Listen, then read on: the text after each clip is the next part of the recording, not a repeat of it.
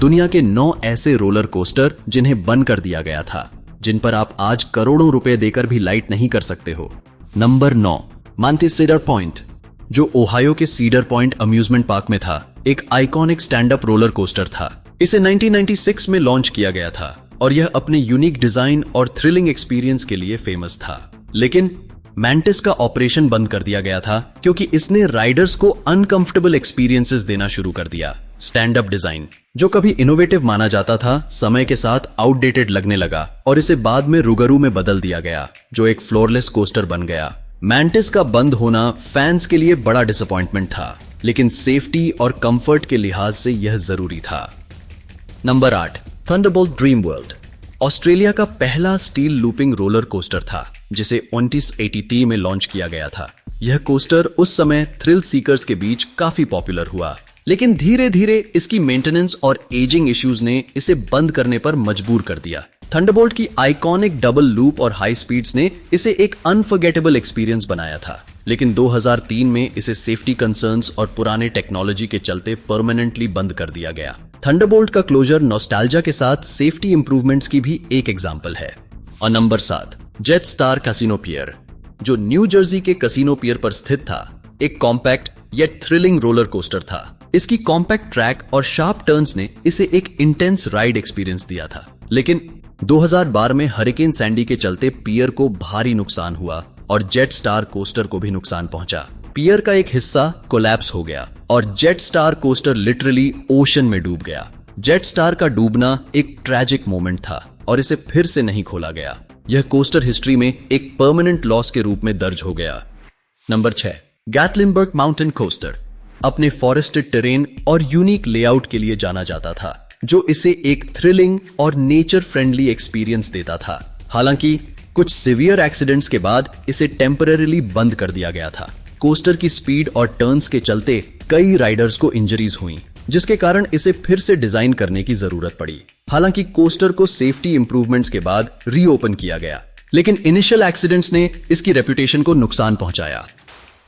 Number 5, big dipper, Blackpool pleasure beach का एक iconic wooden roller coaster था, जिसे 1930 में लॉन्च किया गया था। यह कोस्टर अपने वुडन स्ट्रक्चर और थ्रिलिंग ड्रॉप्स के लिए जाना जाता था, लेकिन कई एक्सीडेंट्स और मेंटेनेंस इश्यूज ने इसे परमानेंटली बंद करने पर मजबूर कर दिया। वुडन कोस्टर्स हालांकि हिस्टोरिकली सिग्निफिकेंट होते हैं, लेकिन उनकी मेंटेनेंस बहुत चैलेंजिंग होती है। बिग डिपर का बंद होना एक रिमाइंडर है कि पुराने कोस्टर्स को लगातार अपडेटेड और मेंटेन करना कितना जरूरी है।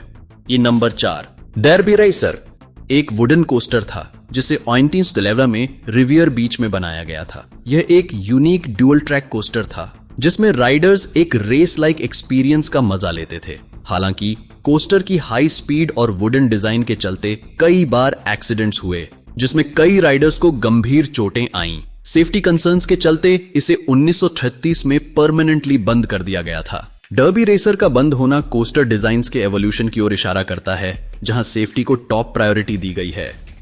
नंबर 3, हाइपरसोनिक एक्सएलसी, वर्जीनिया के किंग्स डोमिनियन थीम पार्क में स्थित था और यह अपने अल्ट्रा फास्ट एक्सेलरेशन के लिए जाना जाता था। यह कोस्टर सिर्फ 1.8 सेकेंड्स में 80 mph की स्पीड तक पहुंच जाता था। हालांकि इसकी एक्सट्रीम एक्सेलरेशन के चलते राइडर्स को डिस्कंफर्ट और बैक इंजरीज का सामना करना पड़ा। इसके चलते कोस्टर को 2007 में बंद कर दिया गया। हाइपरसोनिक एक्सएलसी का बंद होना हाई स्पीड थ्रिल राइड्स की सेफ्टी और कंफर्ट के बीच बैलेंस की इंपॉर्टेंस को दर्शाता है।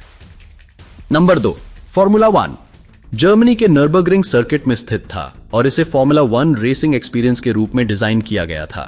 यह कोस्टर अपने हाई स्पीड और टाइट टर्न्स के लिए जाना जाता था। हालांकि कई टेक्निकल इश्यूज और फ्रीक्वेंट ब्रेकडाउन्स के चलते इसे बंद कर दिया गया। कोस्टर का क्लोजर एक रिमाइंडर है कि थ्रिल राइड्स को भी अच्छी मेंटेनेंस और रिलायबिलिटी की जरूरत होती है। फॉर्मूला 1 कोस्टर का बंद होना कोस्टर टेक्नोलॉजी और इंजीनियरिंग की लिमिटेशंस को दर्शाता है।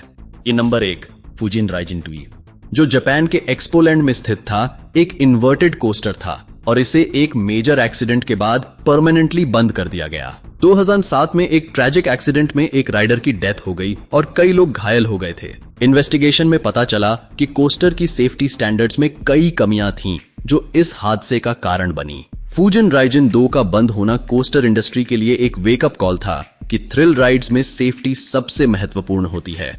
तो बस आज के लिए इतना ही। अगर आपको ये वीडियो पसंद आता है तो लाइक करें, शेयर करें और हमारे इस चैनल को सब्सक्राइब करना बिल्कुल ना भूलें।